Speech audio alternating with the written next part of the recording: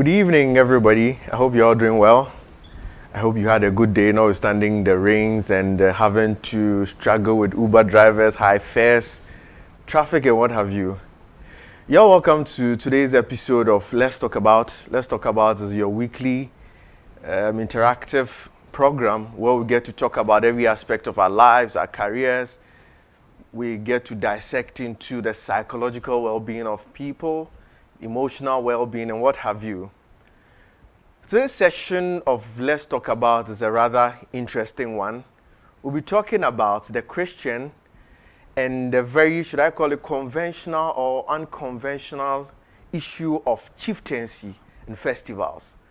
Now, it's been said that a lot of Christians do not want to go near any issue of chieftaincy or festivals because we consider it to be an aspect of our faith. We don't want to go there. People have said that there's an aspect also that is characterized with idolatry and all manner of evil we Christians will want to put on it. But well, whether that's the case or not, I do not know. But that's why we are here. We have seasoned people here who are going to be interacting with us, or a seasoned person, let me say that, who's going to interact with us to give us more insight into this subject. My name is Kweku Atakrajumo, and I'll be your host for today. I have with me in the studio, a well-known face, a person some people say he's the last Old Testament prophet standing. You know, I'm here with the minister in charge of Trinity United Church. That is Reverend Dr. Martin Edu Obeng. Papa, you're welcome. Thank you very much. In fact, Papa, anytime I mention your name, I'm tempted to ask why you don't add your other title of engineer. Because if you had been in Nigeria, you'd have been called Reverend Dr. Engineer Martin Edu Obeng. Because I'm not a practicing engineer. And I didn't really join the institution. I was more in the academia. Oh, right. Yes. Right. But I am able to remember some of the basics. Thank you very much. So please join us on our social media platforms. Join us on Facebook. Join us on YouTube. You can kindly share it with your friends to join so all learn about the Christian and the issue of chieftaincy and festivals. So Papa, going straight to this issue, who will you call a chief? We hear about chieftaincy, we hear about a person being a chief. Who is a chief? Right. Thank you very much. If you look at the chieftaincy institution in Ghana, it's very obvious that it's basically started from a very humble beginning. And so in Twi, the royals are called Ode Nishi, the one who owns the boundary.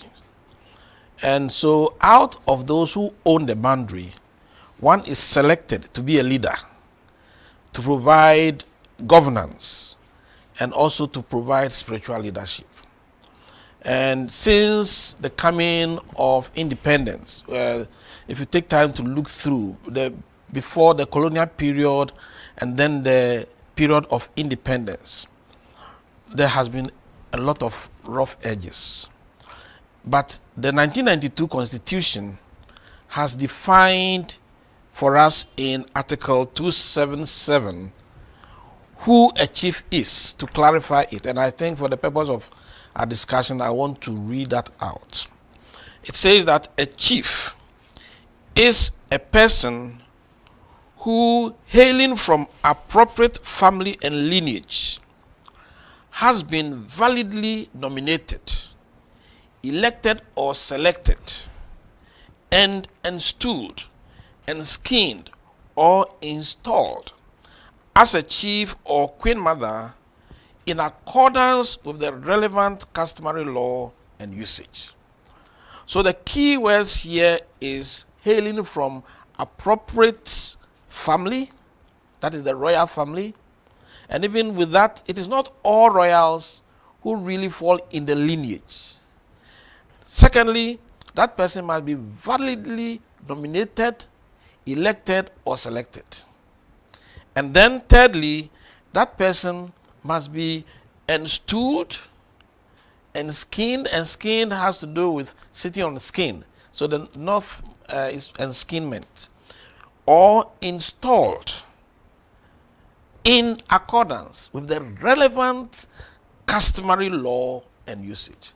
If you go through these processes, then you are recognized as a chief. Okay, Papa, thank you. So then that means that per this definition you've given, there's no standard way of making a chief in Ghana. Can we say that?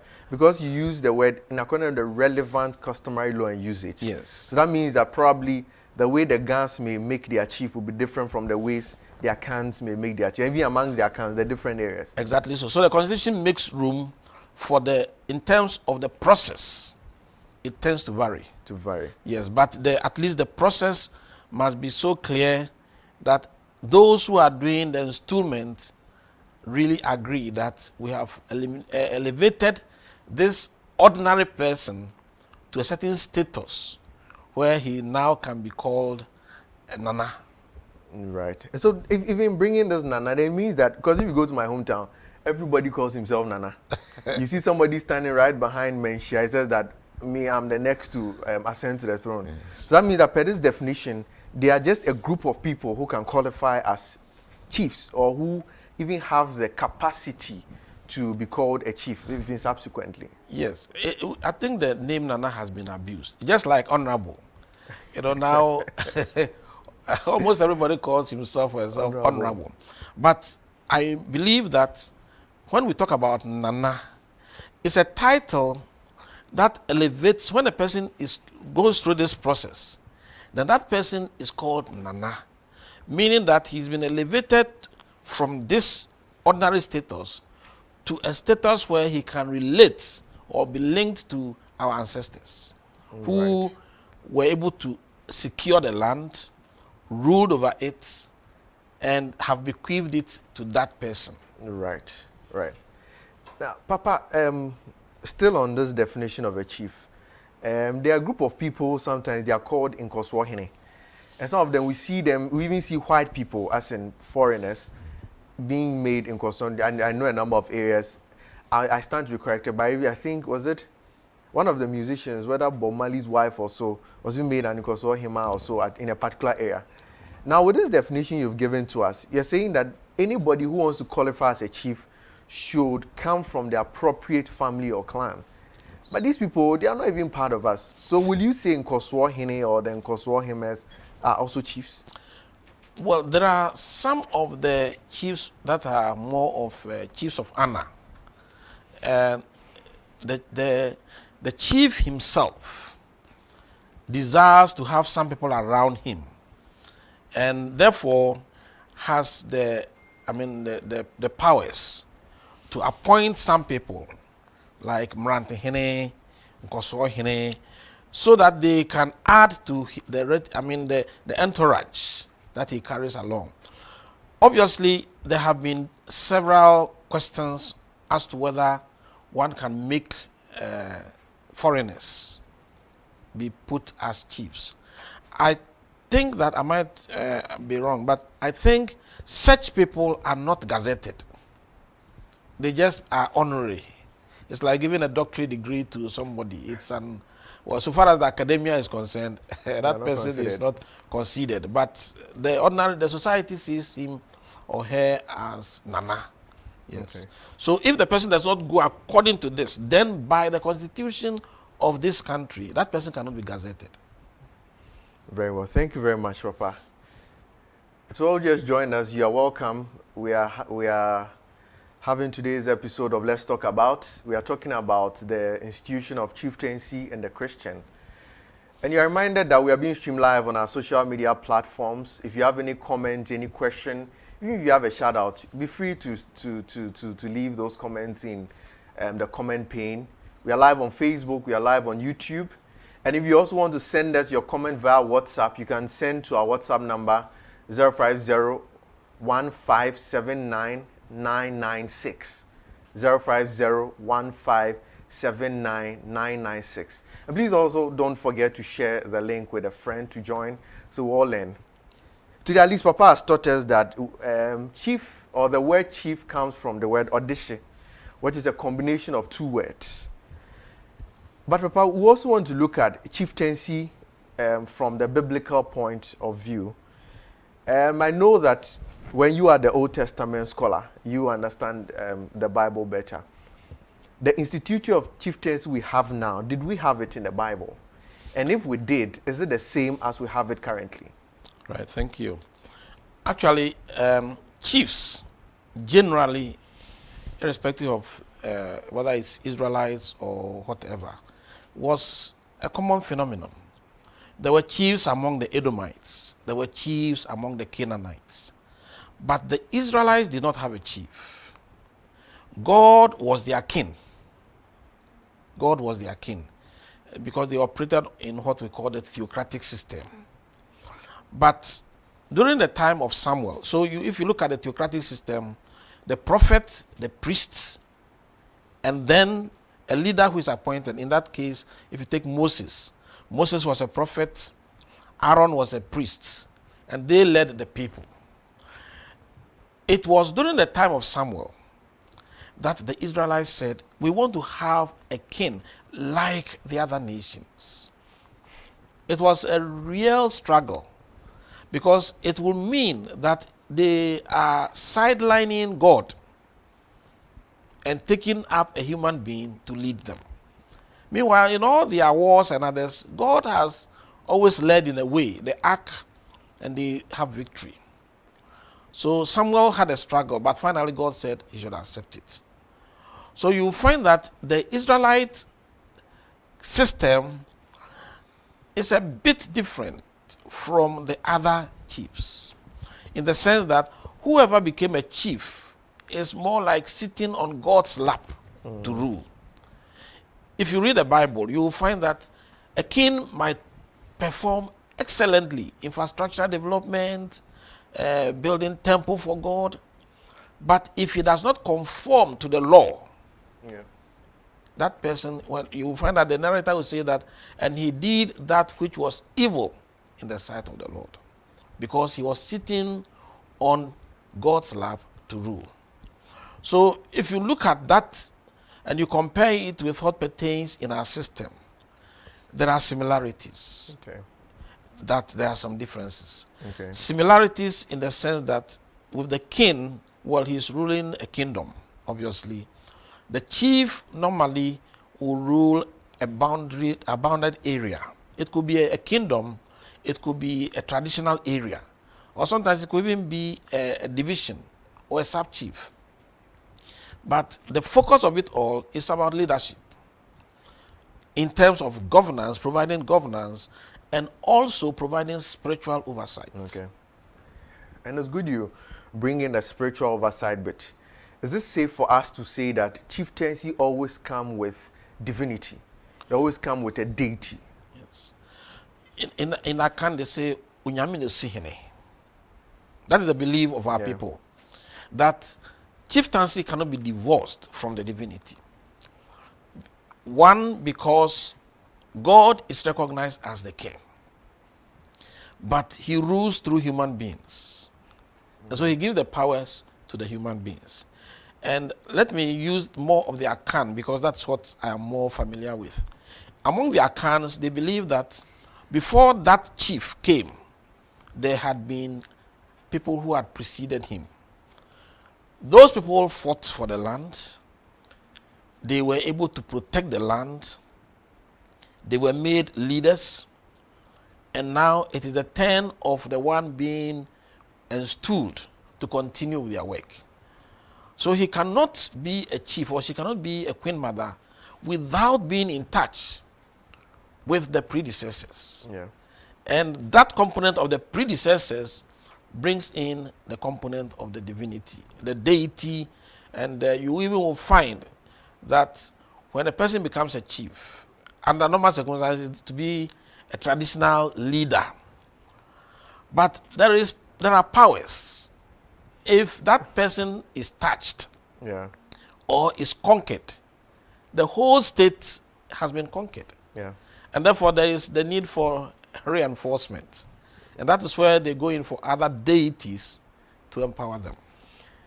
Okay, now Papa, with now having established the fact that they are deities, you say they are powers, In fact, you see some chiefs with all kinds of things on their bodies, and sometimes with some of those we see, you see somebody with a cutlass or a machete slashing the chief, but nothing happens.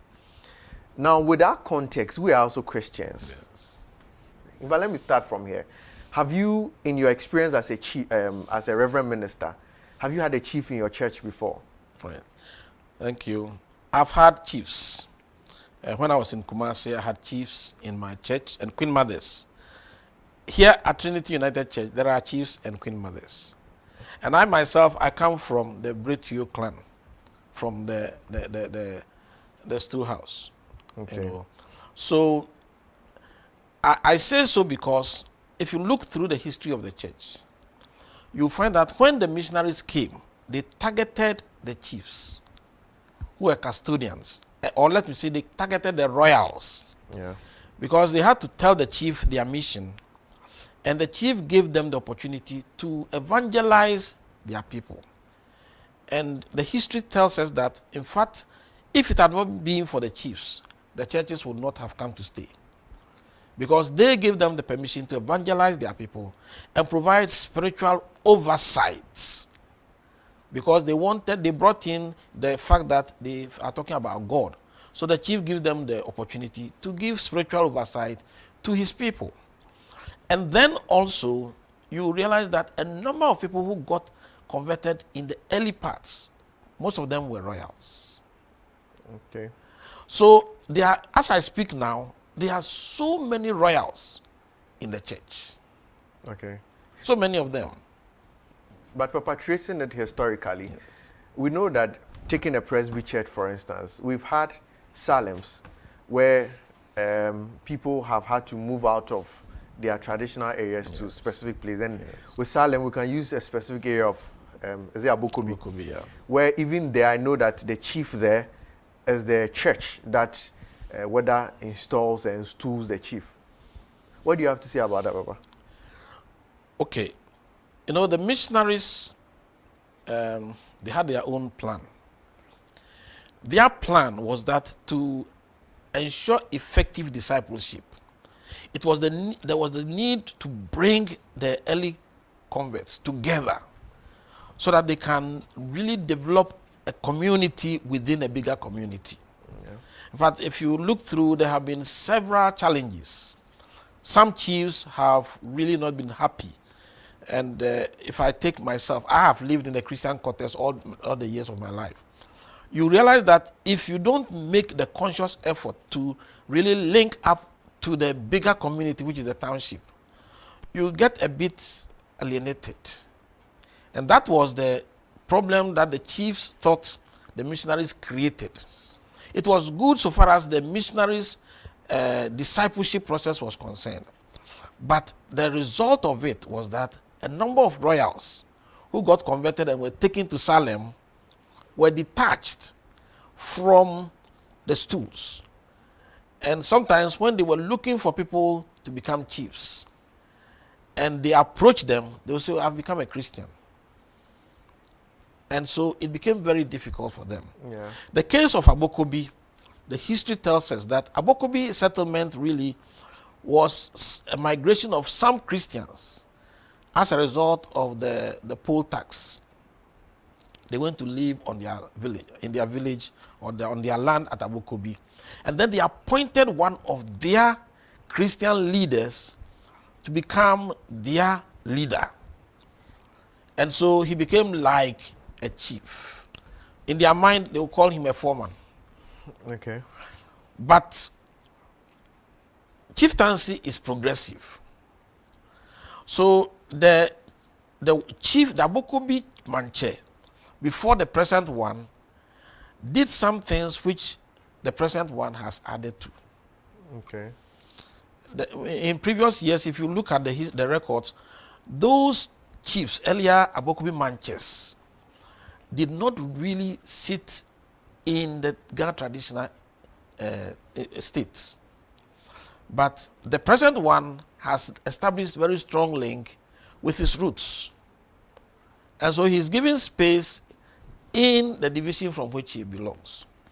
Okay. And to carry the the pomp that goes with chieftaincy, he has the paraphernalia, he has the umbrella, he has the linguist, he carries bands on his wrists, so that when he's coming, you realize that he's a chief, but he doesn't have a black stool. Yeah. His white stool sits in the manse, in the house of the minister, and he's installed, well, let me say installed. Installed. I think that would be a better way. He's installed, even though, well, he's put on a stool by the minister. So that is a very peculiar one. Even though it serves as a sample, the challenge is that he consciously has to identify with the bigger community. Okay. Otherwise, he's not recognized. Okay. Okay. Thank you very much, Papa. Now, going back to whether you've had chiefs in your church. Now, there's this myth or a conception, and I'm going to rely on your expertise here to clarify, that with chiefs, they speak with spirits. We are told that with chiefs, they consult their ancestors. And even as you said, that you have to continue the legacy of your ancestor. So we are told that chiefs, some of them speak with their ancestors. I actually know a chief who says that in his bedroom, his wife cannot come there because he has his gods and his ancestors. I don't know whether they are pictures or what it is. So they communicate with him actively.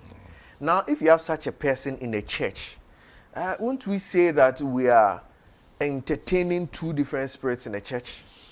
Right, thank you. I pray and hope that next week we're able to get some Christians who are sitting on the stool themselves to share with us. Yeah. But from my research, because that was an area I worked on, I came to realize that sometimes it depends on the level of the status. There are some who are sub-chiefs. There are some who don't even really have the black stools. As you go higher up, you find that the stool gets darker and darker. And so by the time you come more blood is poured on it. by the time you get to 2 force, you can obviously see that that's a really darkest. Well, because, as I said, the chief really is the custodian of the people's culture. Okay. He is the link person between the present and the past. He is sitting on a stool and ruling a people who were brought together by ancestors who were chiefs. So the point is that over the years, as I indicated earlier on, by virtue of the fact that they want to protect him, they bring in other powers and other means by which he can be established. And that's why most times those who have storerooms, they are taken into the storeroom and confined and then go through those processes. Yeah, and that's even the more mysterious part. Yes. Because, but let me find out, has the church always recognized the chiefs being present or being a part of the church? It has gone through a lot of processes. Because I've known that usually Yes. they usually want them to be converted. Yes. Then they give up their ways and come. But has the church always recognized a certain chief, knowing, as you say, all the storeroom activities? Has the church always recognized their presence or their involvement in the church? You see, the truth is that, as I said, when the early missionaries came, they targeted the royals. So those who really have the qualification are best found among the Christians. No, but Papa, Yeah. not to cut you short. But isn't that because then if they target the royals, as you said earlier, they convert them, then it's like they run away from the stool. Yes. But you see, it is a calling. Okay. It's a calling. If somebody is the right person who should become the chief, Yeah. there is some uneasiness if the person tries to stay away. It's like becoming an osofo. From my own personal experience, I was trained as an engineer. Yeah. But when it got to the point, I realized that I have no other choice but have to come. And the uneasiness one gets, as I talk with some chiefs, That is the same thing I find them sharing. So you have had situations where formerly we used to say, can a Christian become a chief? But now we realize that most of the people who are being selected to become chiefs are Christians. And for some of them, they have felt strongly that it is now their turn to go. And so they had no other choice.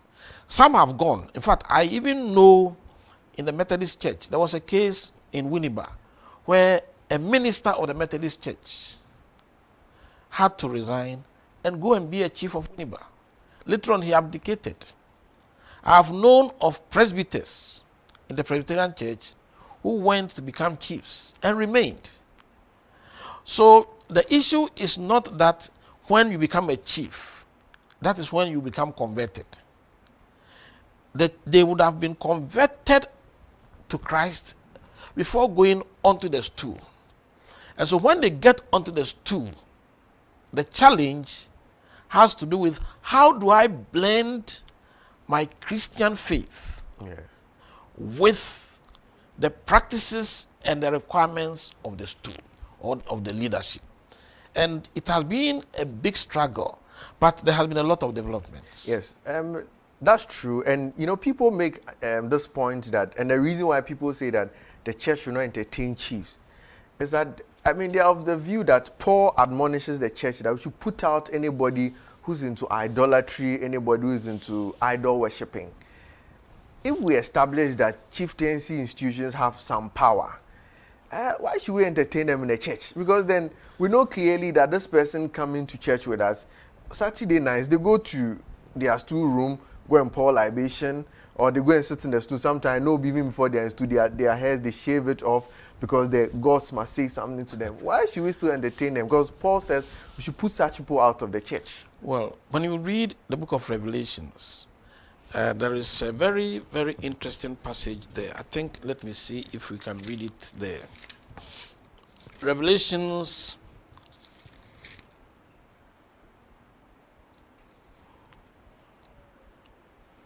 (21, 24).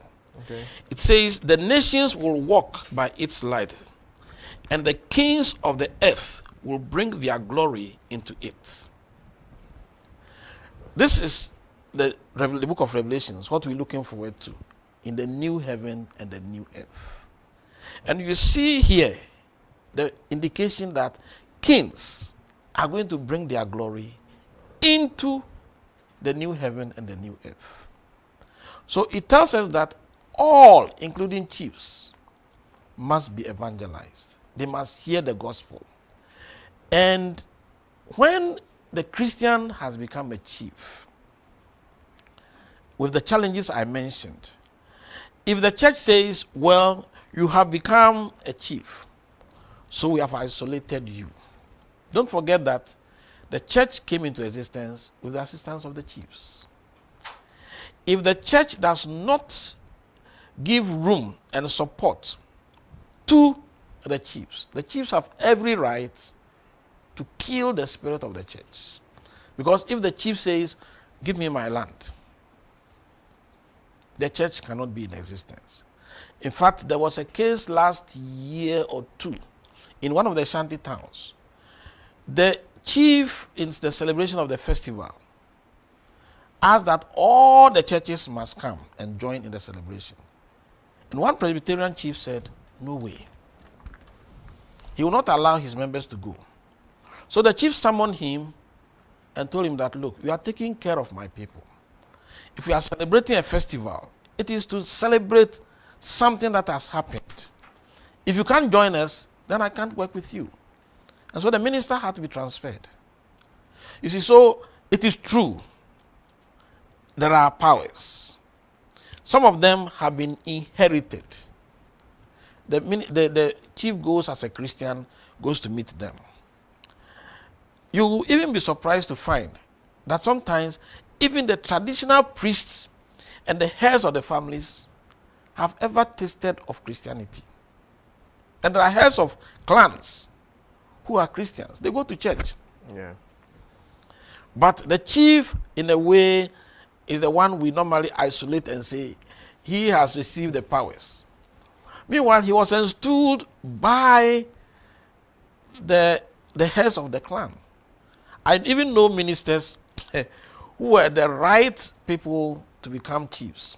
But because they have become pastors, they gave their brothers, they asked their younger brothers to go and sit on the stool so that they can still be in touch. So I wouldn't really say that we should detach chiefs and say that because of the spiritual involvement. After all, there are pastors also who have got something under their beds. There are some pastors, you know, you heard the story. Well, normally I don't want to classify them as pastors, but the case of what happened at Mankasim area where a girl was, I mean, a pastor was involved. And if you look at the whole thing, it looks more like there was something there. Meanwhile, he has a church. Yeah. So as for the powers, they are there. The chief, obviously, is surrounded by powers. Okay. In fact, I'm told that in some areas, there are some particular dress that chiefs cannot put on until libation is poured. And if you're a chief and there's a festival, you have to put on that smock, not like mine. You know, for your neck to be able to, your head to be able to enter into this hole, you have to pour libation. you have to pour libation. And these were done before he came because those smock were worn for battle. And they have to protect the chief. So now that I've become a Christian and I've become a chief, the question is, what do I do? And those are questions that I think those who are in there should be able to answer. Should be able to answer. Yes. Thank you very much. We'll take a breather here. We'll take a short commercial break. We'll come back to look at the powers of the power play in the church and the power play between the church and the chief. As those who just joined us, you are live on Let's Talk About. We'll take a short commercial break. We'll be back shortly.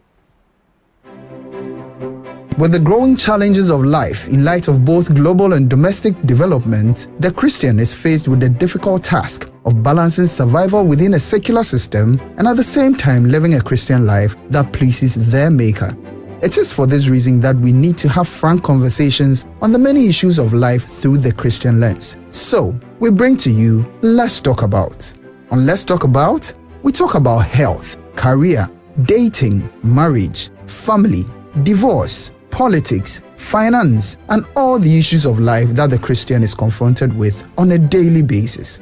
Join us this and every Wednesday on the YouTube and Facebook pages of Trinity United Church Legon, and let's talk about life as Christians. With the growing challenges of life in light of both global and domestic development, the Christian is faced with the difficult task of balancing survival within a secular system and at the same time living a Christian life that pleases their Maker. It is for this reason that we need to have frank conversations on the many issues of life through the Christian lens. So, we bring to you Let's Talk About. On Let's Talk About, we talk about health, career, dating, marriage, family, divorce, politics, finance, and all the issues of life that the Christian is confronted with on a daily basis. Join us this and every Wednesday on the YouTube and Facebook pages of Trinity United Church Legon, and let's talk about life as Christians. Welcome back to Let's Talk About. We've been talking about the church or the Christian and the institution of chieftaincy. You're reminded to send your comments, your suggestions, your questions to my WhatsApp number 050-157-9996. Or you can leave your comments or your questions in the comment pane on our social media platforms. That's on Facebook and on YouTube. We'll read them, and I'm sure Papa will also address them. Papa, we left off at the point of the powers of the chief, not denying the fact that the chiefs have some strength they stand on. Now, looking at these people in the church, there's no doubt about the fact that some of them, as you say, they do have some powers. Now, you have these powers also in the church where we profess our power to a supreme being. Now, aren't these two conflicting on one side? And even for you as a reverend minister, I mean, standing on top there in the pulpit, looking at somebody down there, probably can see some things on his hand. And I know some men of God or some reverend ministers also are prophetic. Imagine you can see all kinds of things dancing on his body. I mean, how are you going to feel? Right. Don't forget, I told you that I come from a chief's house. Some of the bands have powers. Yeah. Some of the bands are indications of the position to which the person has been placed. So it depends on who is sitting on the stool and what he or she has done with those bands. Some of them bands I don't think have those powers. But when you see it, a person with so many of them, you can say clearly that this is a chief. The church has really come through a very long journey. The missionaries, when they came, had real difficulty with this, because the chiefs said that they are custodians of their culture, and so they cannot become Christians. So a number of chiefs did not become Christians. Where people were chiefs or were royals serving in the king's or chief's palace courts, they had to resign. There are some examples in history.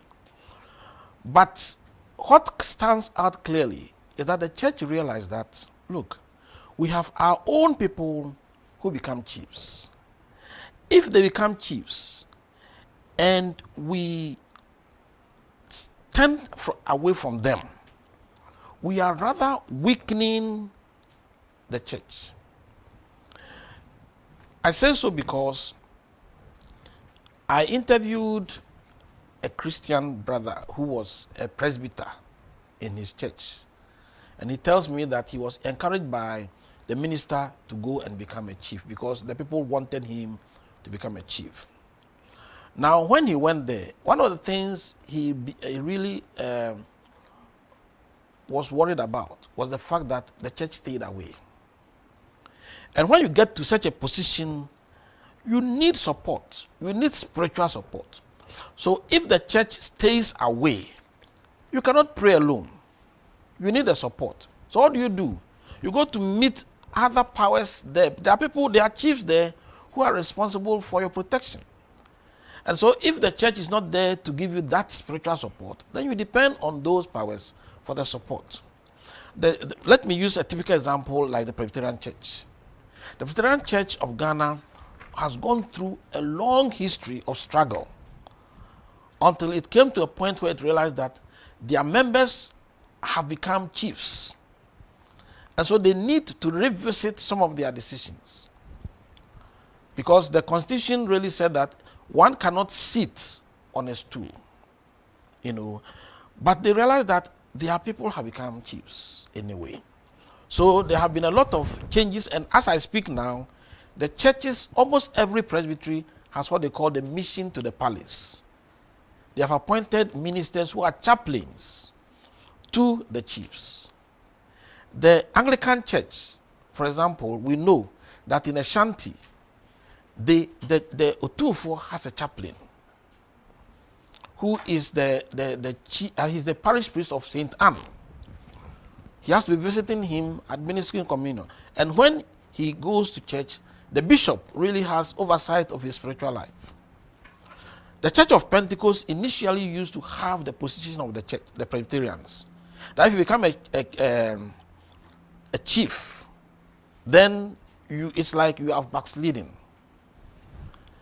But the immediate past chairman, being a theologian and also being a typical African who wanted to really see how best the church can be involved, has revolutionized the church's position on the chieftaincy.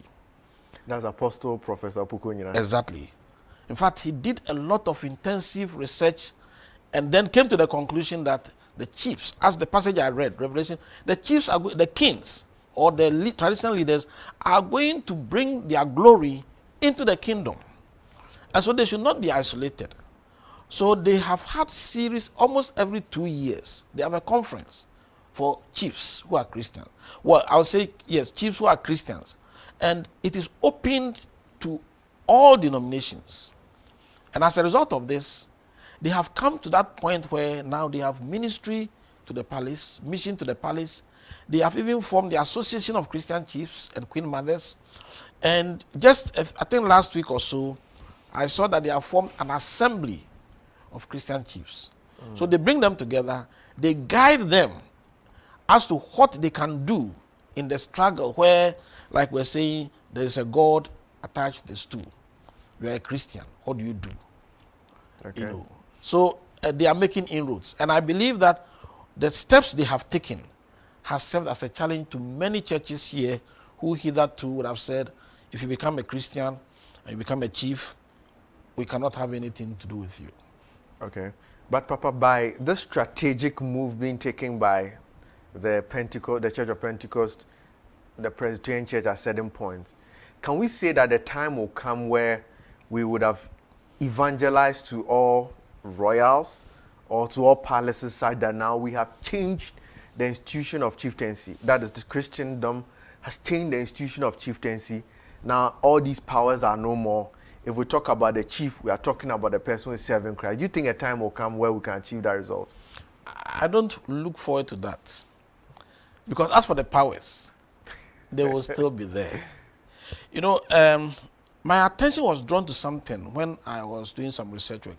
A chief told me that when you look at the Israelites, when they went into exile and returned, the first point of call was the temple.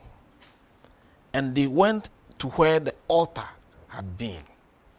And immediately they went there and offered their sacrifices. Their spirit was rekindled. So he told me that, look, if we want to bring about changes, even if we pull down the stoolroom, most of the stools, because of the age, some of them have begun to become very brittle. He says, even if they are swept away, the faith of the people is such that when they go and stand at that stoolroom and they evoke the pour libation, the connection will come. So the point he was making me aware of was that the change has not to be with the institution, but with the people surrounding the institution. Okay. When the head of the clan, when the kingmakers, when the linguists, when the sub-chiefs have all come to understand Christianity, they themselves will sit down and say, look, this thing doesn't have any relevance to our job description. Let us put it aside. But even to put it aside, it's not just a matter of it's a God, you just go and take it and throw it away. The appropriate things have to be done. But a pastor who goes around, he's able to help them clear those things. Yeah, there are some who would invite pastors. But like I said, with the Church of Pentecost, because of the coordination between the pastors and the chiefs, where chiefs have such situation, it's not just that the pastor goes and says, we are going to cast out the gods. They have to find a way to make the chief position himself or herself. And then the elders themselves, sometimes they will mandate the Sumankwahine to go and take that distance. Where the Sumankwahine is? The Sumankwahine is more like, he's the one in charge of the various gods that surround the stool. And it's also like the head of all the traditional priests. So he's like the chief priest of the chief. Yes, and normally when the chief is ill, he's the one who really has to go and find herbs. And in the same way also, when they are going for war, he has to find the appropriate powers to reinforce him. So he's very important. Yeah, he's important. So I don't think the time will come when we will say that all the powers have been thrown away. Okay. But it depends on the one who sits on the stool. Okay. And I also will want to add that the people around, I am surprised to know when the late Okapehene died, I attended. And as we filed to where the body had been laid, as we sang the hymn, almost all the people we met as we went were seen to be Presbyterians or had been Presbyterians before. In fact, I personally met one of my choristers who is in the Chafu, that's the bodyguards. The bodyguards of Yes, the a lady. Yeah. And she was holding her sword. I mean, while she sits at church. And sings in the choir. Yes. You see, I never knew until I got there. You see, there are people sitting in the churches quietly, but the positions that they occupy. So that's why I think that we should not target the chiefs. The chiefs, okay. Because it is those who are around him or her, the Queen Mother, those around who can help bring about the change. There's no doubt that the chief has the powers. Otumfuo has completely brought a lot of innovations. Yeah. Now you go to Mansiat, he's more or less paved every place. So even those who walk barefooted, they don't have a problem. Yeah. He's clothed all those servants with cloth. And so they look very nice in their clothing. Okay. So I think that is where we should be looking at. And if ultimately in the end, all the people come to say, look, let's take away those spiritual points. Yeah. Well, yes, but as to how they can detach the chief from the ancestors who have gone ahead of him, that's where I don't know what will have to be done. Okay, thank you. Papa, somebody wants to know that, some preachers preach that the spirits that follow the acts of libation, and even with the presence of you, a Christian being, there has an effect on you. So the person pouring libation, or even you may not be pouring, but you just be around, it may have some spiritual effect on you. In relation to chieftaincy, do you think this is true? My position is that he who is in us is greater than they that are in the world. If you are a Christian and you believe in the powers that be in you, I believe that even libation can be poured just close to you. When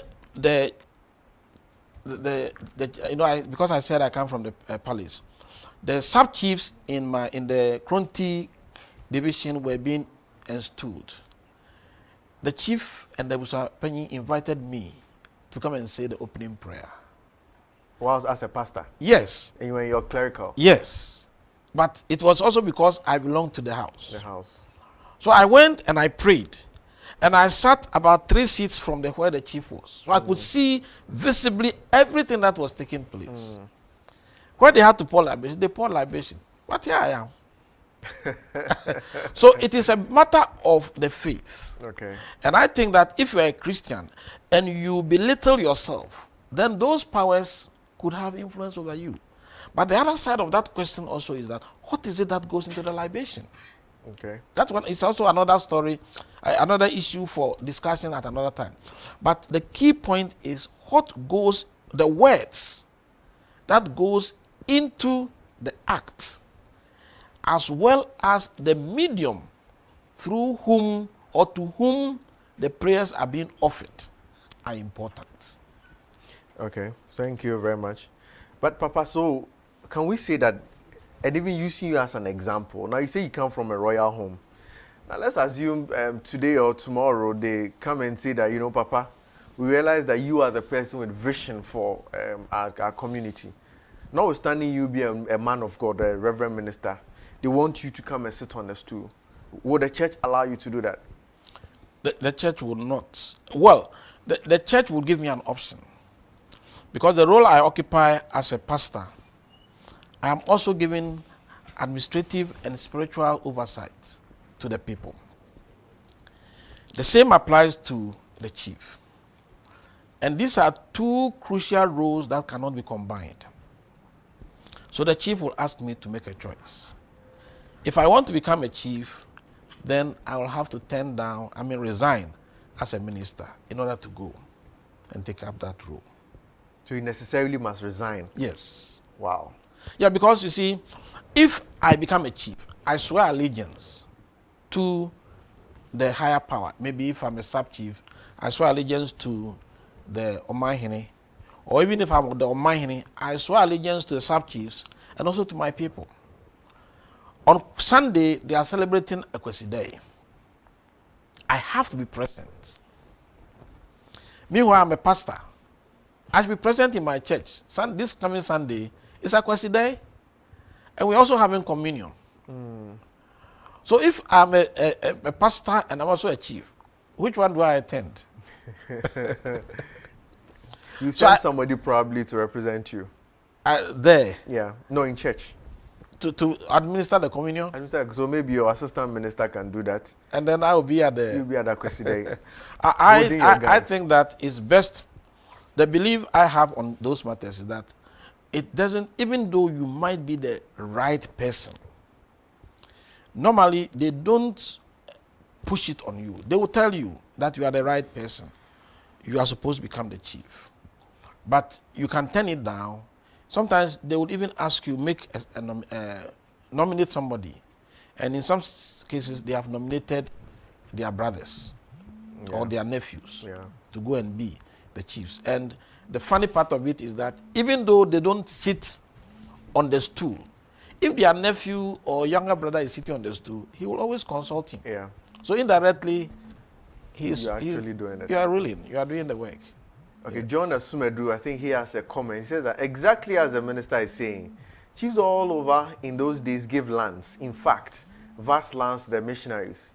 You go to my hometown, Bompata in Ashanti, and realize that about 1/3 of the town's land is reserved for the Presbyterian Church and its members. So I think he's emphasizing the fact Yes. when the early missionaries came. Yes. But Papa, again, won't somebody say that the church is now moving towards the institution of chieftaincy because of benefits? So sad that now when we allow the chiefs, one, they won't fight us.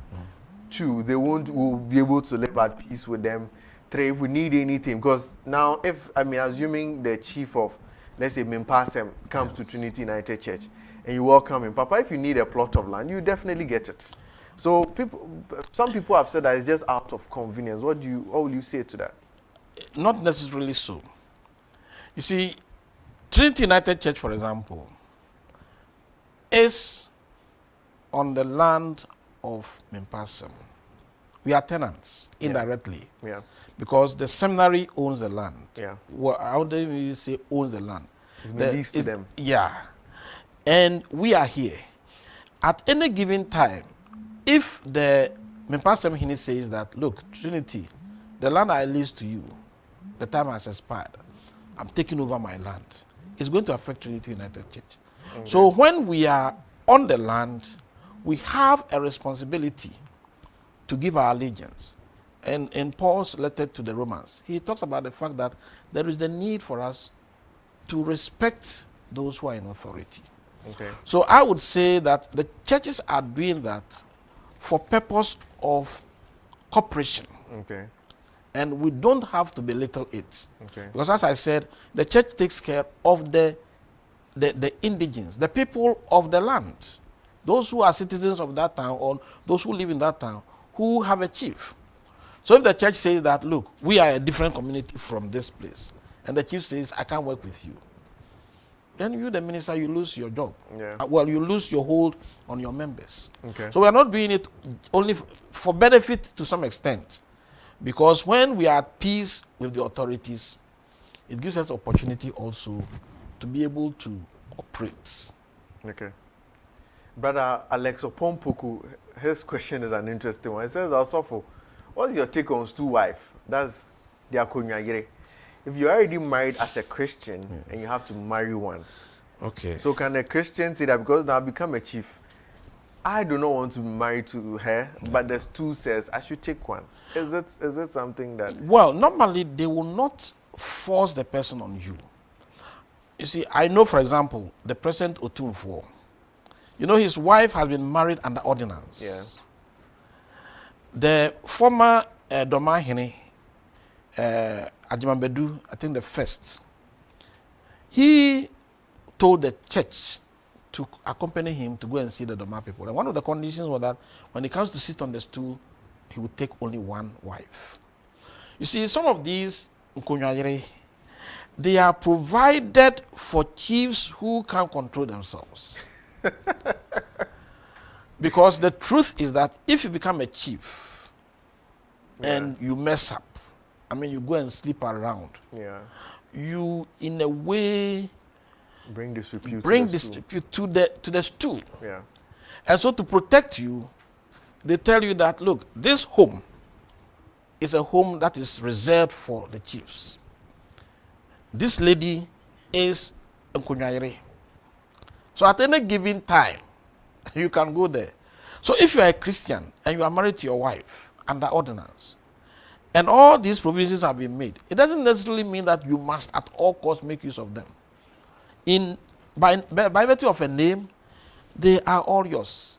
And sometimes you even find that when a chief dies, his wife becomes the wife of the one who takes over. Yeah. But it doesn't mean that you have to go and sleep with that old lady. Yeah. It is just so you can take care of her. You know. So I would say that as for the Christian, you can stick to your wife. Nobody will take you on. So that means the Christian shouldn't go and hide under chieftaincy and say that now I'm entitled to at all. more wives. But even it's even good you bring the ordinance, because if you are married under ordinance, you are entitled to just one wife. Yes. So if you take any other wife, yes, that marriage becomes a nullity. Exactly. At best, you'll be considered as committing adultery. Exactly. Under the ordinance. Yes. Also, Auntie Ruth Redo, that's my hometown person. She's saying that, please, Papa, the Bible also tells us that we should not worship any God apart from him because he's a jealous God. Yes. So then why should the church encourage that somebody is in the church? We know that the person has been going to pour some libation to somebody or worshiping some small God, and we are also going to allow them still remain in the church. Right. You see, the truth is that if you take libation, anyone who is pouring libation will first show the drink to God and says, Twediam ponkwame, ye chere wonsa, ye ma wonsa. The libation is poured onto Mother Earth. And as they poured it onto Mother Earth, they invoke the other spirits and deities. If you talk with any of these chiefs, they will tell you that they don't worship the gods. They worship God. Yeah. But these other gods or deities, because in African traditional religion, they are seen to be the custodians of, there are layers of hierarchy. And so they more or less are those who are in charge of the present, our world. And so those who have faith in them, obviously will invoke them, you see. But generally, I find that in the mind, I remember I said this last week, I have interviewed queen mothers and chiefs who have told me that even before they go to the stool room, they pray with their elders before they go to the stool room. So we shouldn't have that mind. I hope that maybe at not the right time, if we get somebody, some of our people there, they will tell you that when they are even pouring libation, in their minds, they believe the presence of God. And the Twediam ponkwame they call in the libation, they believe that that same Twediam ponkwame is the one they go to church to meet. But Papa, if we take it from this angle, I've seen a church where in a church they pray to God, they also pour libation in a church. Well, yes, at one time, Akosi Sapon, yeah, in the Catholic Church, yeah, he's an anthropologist. Yeah. He wanted to introduce that to say that when he talk about pouring, you see, pouring, even Jacob, after he had slept at Bethel, when he woke up, he took the stone and poured oil on it. It carries in it an element of invocation. So even David, I think when the water was brought to him, yes, he poured it down. Yeah, because he said he didn't want to drink water that people have really laid their lives to. Yes. So you see, when it comes to libation, it is broader than the way sometimes we see it. Yeah. If we take time, even as Christians, to carefully listen to libation being poured, you find that some of the libations that are poured, they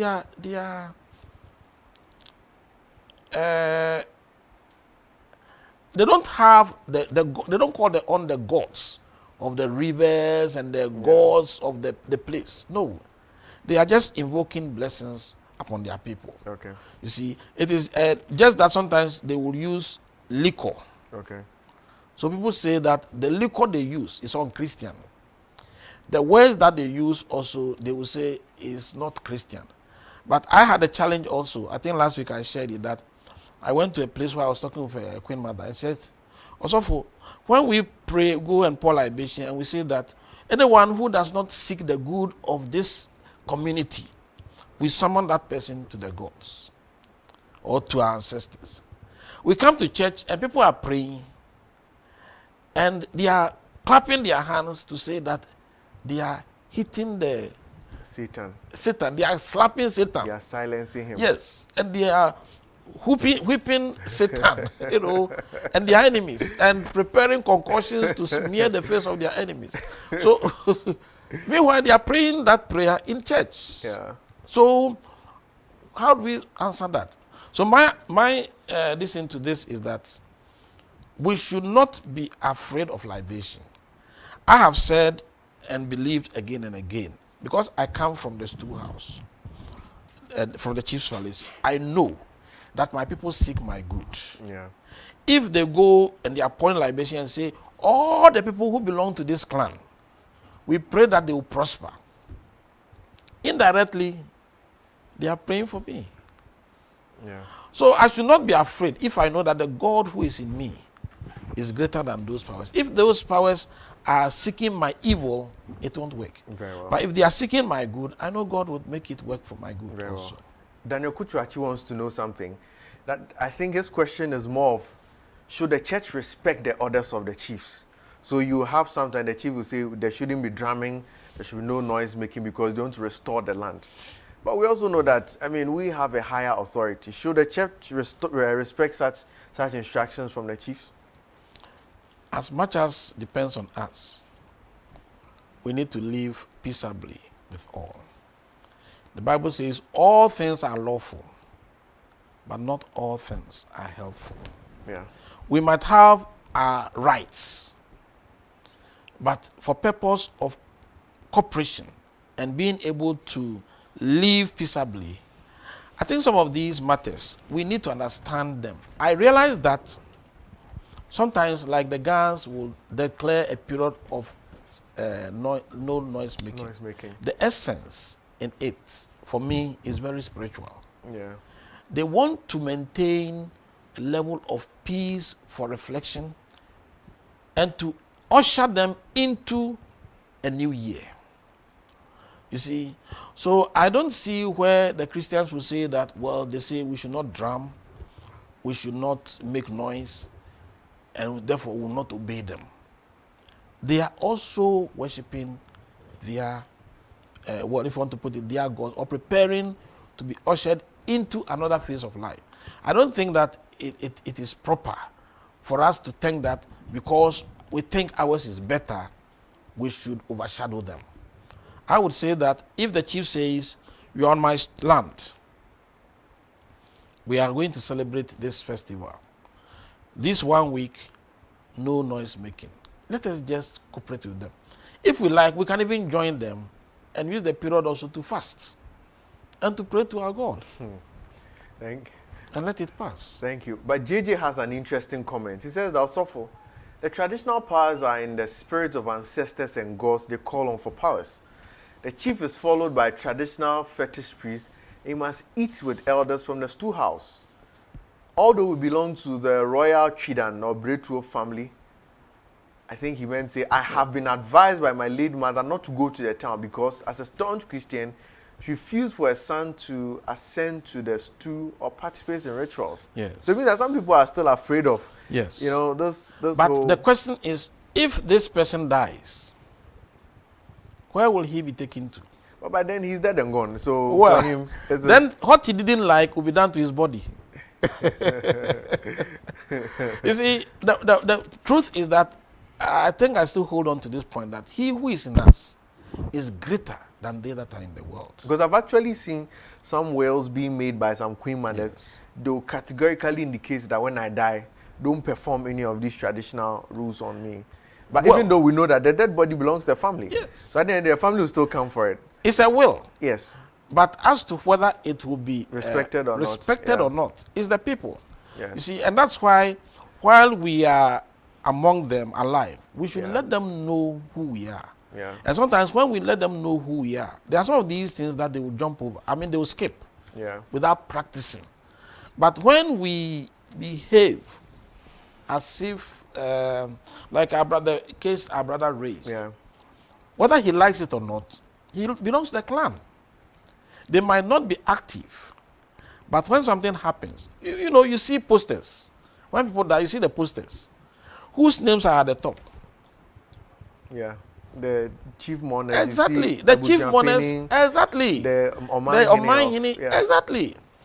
So if we are announcing the death of a person, and these are the chief mourners, you can't run away from them. But Papa, Gloria Edmond brings in a different dynamic. See, now if we are saying we're going to allow them into the church, is this not what we call the Akwesia Mankwa Christosum? They are in the church. You see, and as I said, the Church of Pentecost has given them, they've really elevated them to a status where they come into the church boldly and confidently.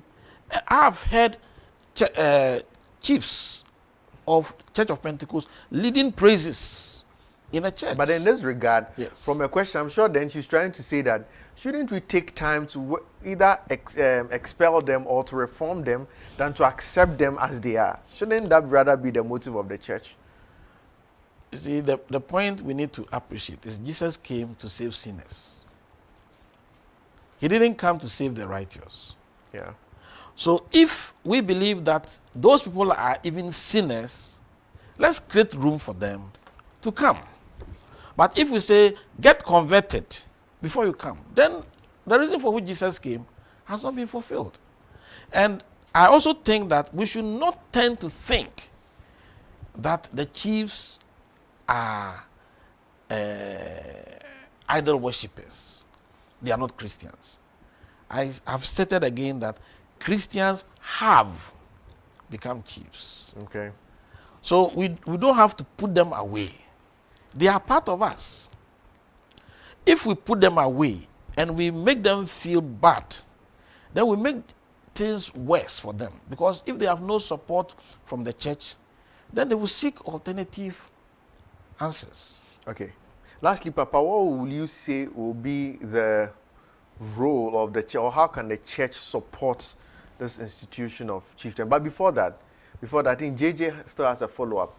Now, so are we not in danger of being exposed to syncretism if we dabble in traditional powers and the Christian Almighty God? Well, that's another big issue. When you talk about syncretism, Yeah. what is it? Just last Sunday, we brought in the EP and they played their drums. The drums. And you can obviously see from the dancing of the church members that they are carrying in them traditional spirits.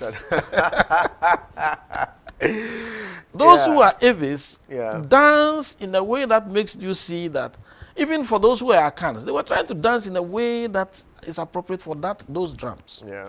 You see, so it has always been a difficulty. From the Western world, they might talk about syncretism. But for those of us who are here, you see, the dress I'm wearing, we are wearing our traditional dresses because we identify with our culture. Yeah. When it comes to the spiritual matters, there's a line obviously that we can draw. It is not everything that belongs to the culture that we bring on board. Okay. Yes. Okay. So when it comes to matters of syncretism, sometimes we normally would rather use contextualizing, where we are bringing to bear the scriptures on our culture and trying to modify or reform some of the things so that we can flow in them. Because whether we like it or not, we are still African Christians. We are not Europeans. We are still African Christians. And even when the Queen died, even though she was buried by the Anglican Church, you can see the people throwing flowers onto the motorheads. And then some of them were shouting, some of them were clapping. Okay. Was that Christian? But Papa, just in about 10 seconds, how will you say the church, or how should the church support the institution of chieftaincy? In just about 10 seconds. Right. From the passage I read in Revelations, I would want to say that kings are expected to bring their glory to the kingdom. Yeah. And so the church should see the chieftaincy institution as strategic in mission and go in to make sure that as many of them will come to know Christ and will help in the propagation of the gospel. Thank you very much, Papa. And thank you to all our cherished viewers and listeners, those who sent in their questions, their contribution. I really enjoyed this session, Papa. But I think that, as you mentioned, there should be a need to have somebody who's in the practical. Now, you have come more as an academic. Yes. But then we need somebody who is there as a Christian, who is also sitting on the stool. You tell us whether they pour libation when they enter the room, what happens, so that we get that practical view. And I guess next week, God willing, we'll have a chief. We'll have a chief who will join us here to give us a life experience, a practical experience. Thank you very much for joining us. Thank you for spending your evening with us. And thank you, Papa, for joining us and for educating us about the church and the role the church must play concerning chiefs. I wish everybody a good night. And my name is Kweku Atakrajumo. Thank you very much for having me here also. Good night. God bless us all.